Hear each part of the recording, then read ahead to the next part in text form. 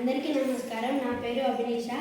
జిల్లా పరిషత్ నర్మేట ఉన్నత పాఠశాలలో 7వ తరగతి చదువుతున్నాను. నేను చిత్ర కవిత్వం చెప్పబోతున్నాను.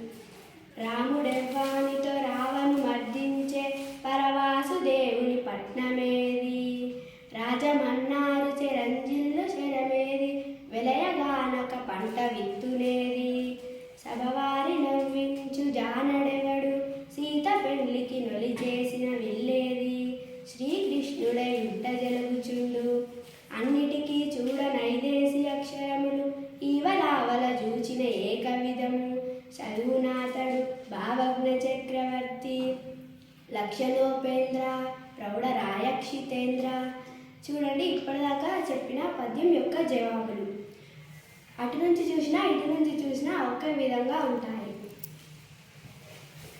తోకమూకతో తోకమూకతో, రంగనగరం రంగనగరం, లకోలకోల లకోలకోల, జంబీర బీజం జంబీర బీజం,